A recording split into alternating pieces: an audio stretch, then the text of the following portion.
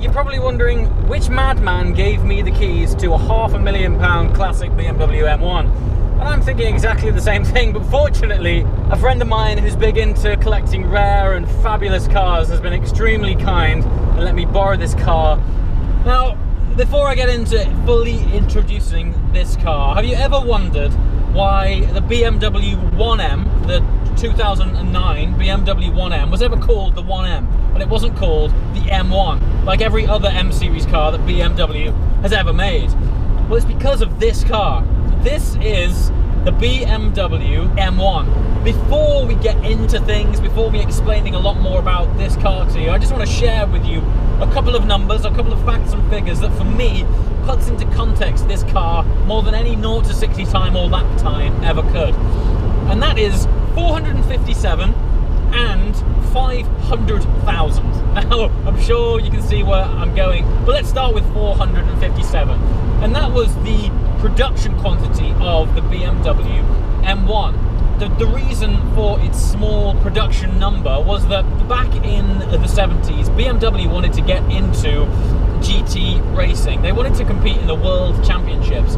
And in order to qualify at that time, the cars that were entering had to be road cars. And to class a car as a road car, it needed to be homologated. And so the production numbers, oh, it sounds lovely. The production numbers for this car were capped out. They were capped at 399 road cars, and the extra were made into race cars in a series that eventually became known as the Pro Car series, but we'll get round to that shortly. So, as a result, only 399 road cars were built of the M1, and that's where that 500,000 comes in, because 30 years later, the BMW M1 is now trading hands for £500,000. Yeah, this BMW could easily be sold for 500 grand, which is amazing. I mean, when we associate, expensive numbers with BMWs these days, they're nowhere near that figure. So yeah, I'm currently driving a £500,000 BMW, and it's from the 70s. Now, what was strange about this car was BMW at that time actually approached Lamborghini to develop this car. They were involved in racing at that time, and BM thought that they would be a suitable partner to help them to design the car and develop it for a racing series. And that basically has a lot to do with why this car looks like it was a Lamborghini from the 70s. It's because that's exactly what it was. BM teamed up with them, their design team took over, which is why the front of this car looks like a cheese wedge, and the back of it has 2 BMW badges. I've never seen a road car with 2 logo badges on it. The reason for that was it had so much Lamborghini design emphasis in it that when it was on the road, when you were being overtaken by this car, BMW didn't want you to think that you were being overtaken by a Lambo. And that's not the only thing that Lamborghini left in this car. This has had a heavy slap of 70s Italian car design DNA. And they filled the footwell with, I would say, 70% wheel arch. And as a result, you've got that sort of offset driving position of Italian sports cars from the 70s. So let's get into what this car really is. Well, up until the BMW i8, this was the only ever mid-rear engine car that BMW ever made, which in itself makes it a very significant car. It's a 3.5 litre straight six, and at that time in the 70s it was running 277 brake horsepower, which by modern day standards doesn't sound much, but this car, bang on the nose, weighs just 1,300 kilograms. And when you're in it and up it, just change it down this lovely dogleg gearbox.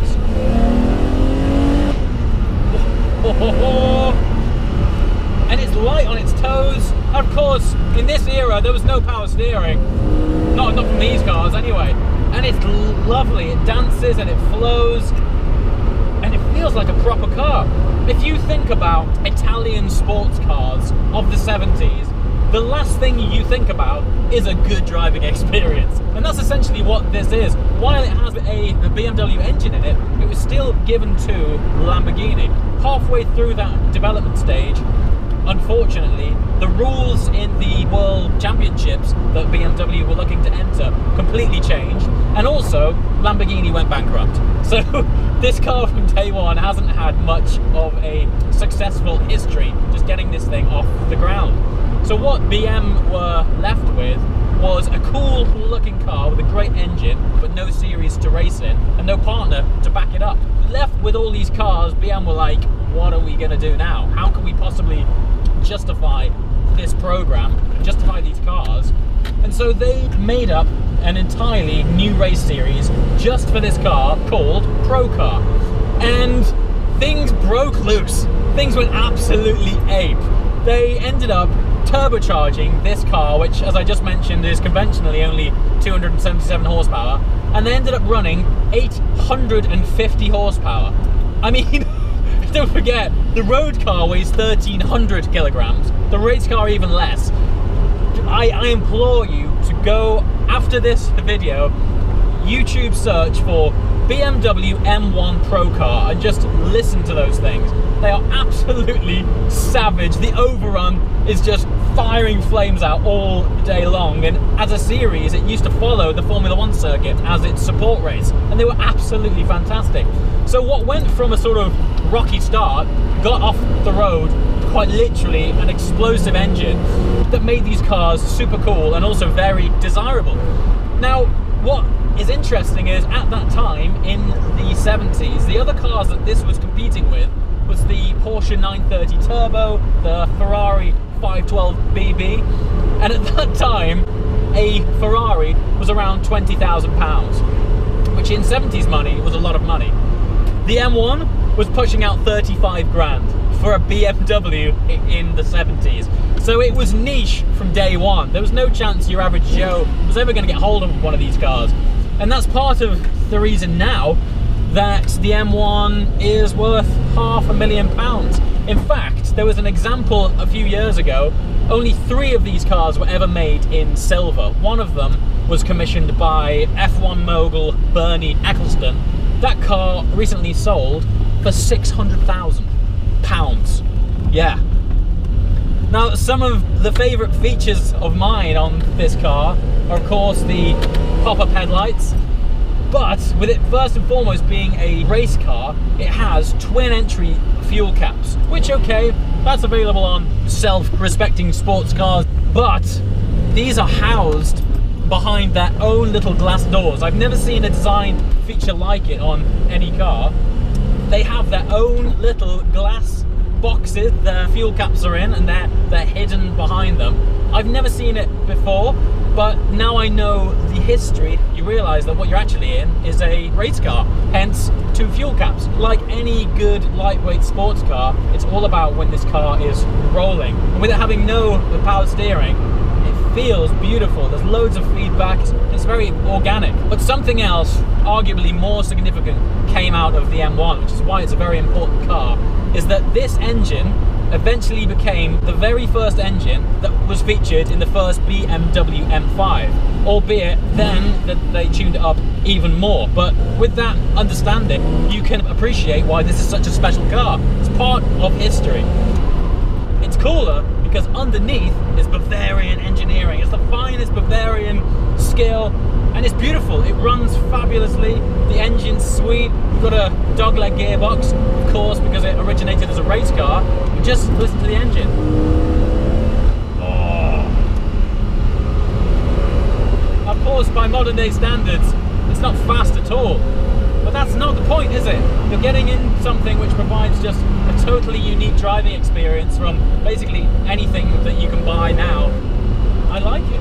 I really like this car. I'm going to have my chiropractor on speed dial because I'm so offset, but other than that, it's beautiful. So you're probably wondering which madman gave me the keys to a £500,000 classic BMW M1.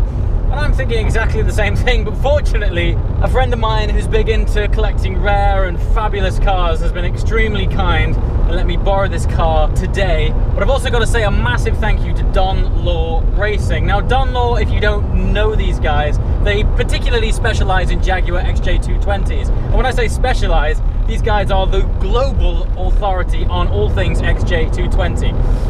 But every now and again, they also do up some other incredibly rare and special cars, and my friend left it in their hands. So he said, you know what, drive up to Turn and see Don. He'll pass you the keys and off you go. So massive thank you to my friend, but also a huge thank you as well to Don Law for just taking his time to show me this car. Also, coming soon, I'm going to have to do some more features on this guy and his cars. They got some amazing XJ220s. The company history and story as well is fantastic. So I'm going to try and get Justin Law on Full Chat soon in a very special car. I guarantee it is one of one, the only car in the world of this kind, which will be coming soon.